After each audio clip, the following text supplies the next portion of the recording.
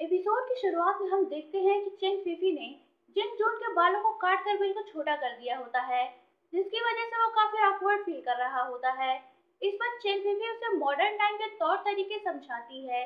तभी वो गलती से सोफे पर रखे रिमोट पर बैठ जाती है, जिससे टीवी ऑन हो जाता है। इस पर जिंग जून घबरा कर अपनी स्वॉर्ड निकाल लेता है। चेंग फीफी उसे समझाती है कि ये एक टीवी है और इसके अंदर जो कुछ भी आ रहा है वो सब कुछ नकली है। उसकी ये बात सुनकर जिन जून टीवी को टच करके देखता है और उसे ये चीज काफी इंटरेस्टिंग लगती है। इधर जिन की वापस घर आ रही होती है, तभी उसे रियलाइज होता है कि हानि उसका पीछा कर रही है। इधर चेन फिफी जिन जून को टीज कर रही होती है और जिन जून बेचारा किसी तरह उसे पीछा छुड़ाने की कोशिश कर रहा होता है। तभी वहां जिन केई आ जाती है और वो चेक फिफी से उसे कॉल करने की वजह पूछती है। इस पर चेक फिफी अपना फोन चेक करती है और कहती है कि ये कॉल मैंने नहीं की थी, शायद ये गलती से चली गई थी। इस पर जेन केई उन्हें बताती है कि उसकी कुलीग हानि उसका पीछा कर रही है। इस पर जेन विविन जेन केई कपड़े पहनकर हानि को डिस्ट्रैक्ट करने के लिए घर से बाहर जाती है, तो हानि उसे जेन केई समझकर उसका पीछा करने लगती है। रूफटॉप पर खड़ी जेन केई ये सब कुछ देख रही होती है। इसके बाद वो पुलिस को कॉल करके बताती है कि वो जी म्यूजियम से जिसने प्रीसियस स्वॉर्ड की चोरी की थी, उस चोर को मैंने पकड़ लिया है। इस पर पुलिस वाले कहते हैं कि उनके पास किसी भी म्यूजियम से कोई भी चीज चोरी होने की कोई भी रिपोर्ट दर्ज नहीं कराई गई है। इस बात को सुनकर जिन केई शॉक्ड हो जाती है। तभी वहां जिन जून आकर उसे आवाज देता है, तो हड़बड़ाहट में जिन केई के हाथ से उसका फोन छूटकर गिर जाता है। इस पर जिन जून फुर्ती से छलांग लगाकर उसका फोन वापस ले आता है और उससे कहता है कि ब्रदर जियांग, तुम्हें इतनी प्रीसियस चीज को संभाल कर रखना चाहिए। उसकी ये अमेजिंग स्किल देखकर जिन केई हैरान रह जाती है। उसे याद आता है कि कल रात को भी उसने उसे सेव किया था। अब उसे उसकी आइडेंटिटी पर थोड़ा बहुत बिलीव होने लगता है। वो उसे कल रात के लिए थैंक्स बोलती है। इस पर जिन जून कहता है कि ब्रदर, तुम्हें थैंक्स बोलने की कोई जरूरत नहीं है, हम दोनों तो भाई हैं।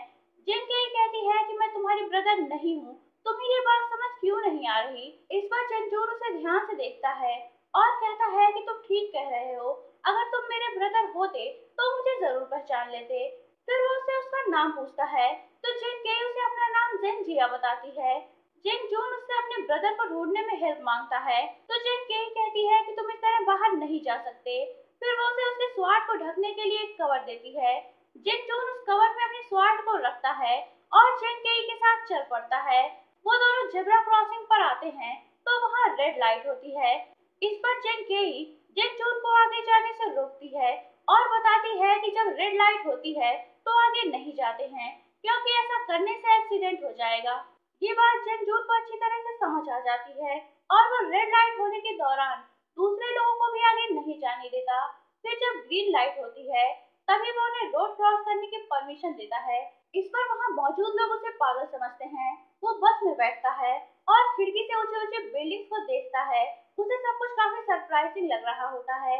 फिर पूरा दिन इधर उधर भटकने के बाद शाम को उसे पीछा छुड़ाने के लिए जेन केई उसे एक जगह ले जाती है और उसे कहती है कि तुम यहाँ इंतजार करो, जब आसमान में बिजली कड़केगी तो यहाँ एक मैजिकल पोर्टल ओपन होगा और तुम अपने टाइम में वापस चले जाओगे। वो उसे कुछ पैसे भी देती है और उसे कहती है कि जरूरत पड़े तो तुम इसे यूज कर लेना।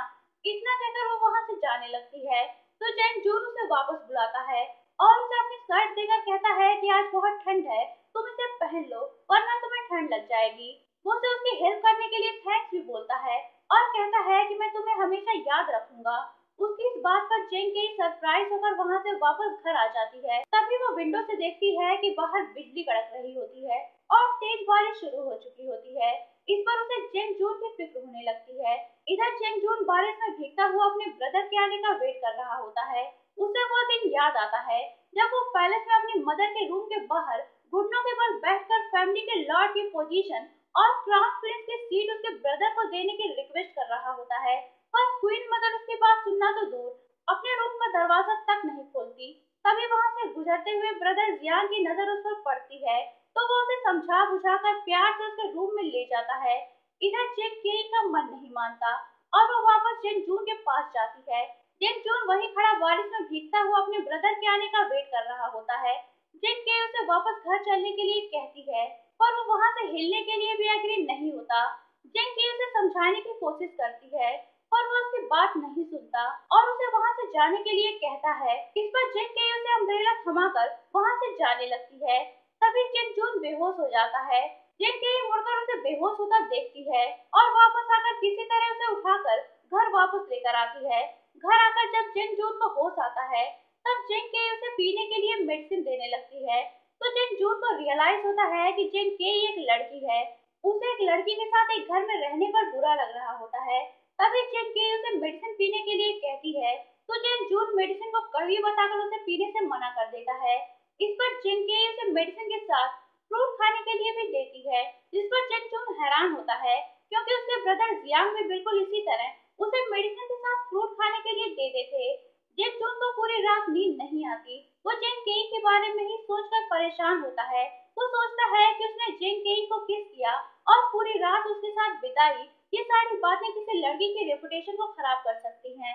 ये सोचकर वो नेक्स्ट मॉर्निंग जिन केई के पास जाता है और उसे कहता है कि हमारे बीच जो कुछ भी हो चुका है, उससे कंपनसेशन में मैं तुमसे शादी करने के लिए तैयार हूँ। इस पर जिन केई उसे समझाती है कि उनके बीच कुछ नहीं हुआ है, इसलिए उसे परेशान होने की जरूरत नहीं है। इसके बाद वो दोनों ब्रेकफास्ट करते हैं। तभी वहाँ चेन बीवी भी आ जाती है। इसके बाद चेंकी जिनजून से पूछती है कि तुम अब क्या करोगे। इस पर जिनजून कहता है कि ये घर काफी छोटा है, सबसे पहले मुझे रहने के लिए एक बड़ा घर चाहिए और मेरे लिए 2 मेड्स का इंतजाम भी कर दो।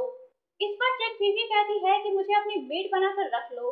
तो जिनजून हैरानी से कहता है कि क्या तुम मेड का काम करती हो। इस पर जिनकेई कहती है कि फिलहाल तो तुम्हें ये सब कुछ नहीं मिलने वाला। अगर तुम चाहो तो सीढ़ियों के पास एक रूम खाली है, तुम 3 दिनों तक वहाँ रह सकते हो। फिर जिनकेई उसे अपना असली नाम बताती है और कहती है कि अगर कोई तुमसे पूछे कि तुम कौन हो, तो तुम बता देना कि तुम मेरे दूर के अंकल हो। जिनजून इस बात पर एग्री हो जाता है और कहता है कि मैं बस अपने ब्रदर को ढूंढकर यहाँ से चला जाऊंगा।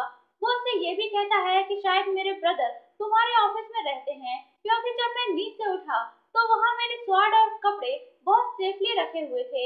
इस पर जिनकेई कहती है कि कहीं चेयरमैन तुम्हारे ब्रदर तो नहीं है।